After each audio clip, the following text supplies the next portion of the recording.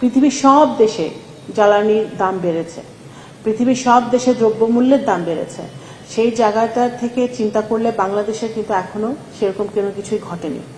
তো আমরা চাচ্ছি বাংলাদেশের জনগণকে একটা স্বস্তির জায়গায় রাখতে, বাংলাদেশের জনগণ যাতে ভালো থাকে সেটা রাখতে, একই সাথে ভবিষ্যতে এই যুদ্ধের কারণে ভবিষ্যতে আমাদের কি ফেস করতে হতে পারে বাস্তবতা নিরিখে আমাদের সেই প্ল্যানিংটাও কিন্তু সরকার করছে।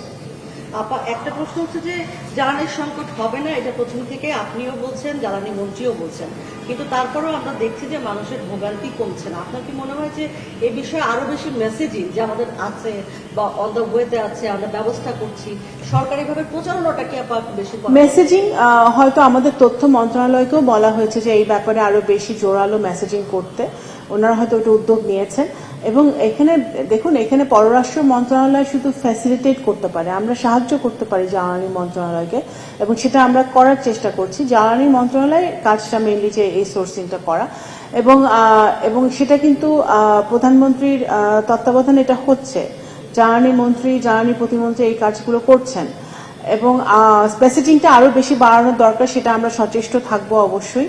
কিন্তু দেখুন, যে যারা বলছে জ্বালানির অভাব, যখন আমরা পাম্পের মালিকদের সাথে কথা বলা হয় বা তখন কিন্তু দেখা যাচ্ছে যে জ্বালানি আছে, তেল আছে, কিন্তু দেখা যাচ্ছে মানে চাহিদাটা বেড়ে গেছে, এবং চাহিদা বাড়ার কারণ হচ্ছে যে একটা মানুষ ভয় পাচ্ছে যে হয়তো অভাব হতে পারে, তেল না থাকতে পারে, সেই ইয়েটা থেকে তারা নিচ্ছে। কিন্তু সেইটাই আমাদের মেসেজিংটা আমরা করার চেষ্টা করছি, যে যাতে মানুষকে একটু স্বস্তি দেওয়া যে না, জ্বালানির কোনো সংকট নেই, কিন্তু সোর্সিংও কিন্তু আমাদের আগামী 3 থেকে 4 মাসের সোর্সিং যাতে আমাদের জ্বালানি তেল মজুদ থাকে সেই ব্যাপারে আমার কাছে যতটুকু তথ্য আছে যে জ্বালানি মন্ত্রণালয় সেই লক্ষ্যে কাজ করছে।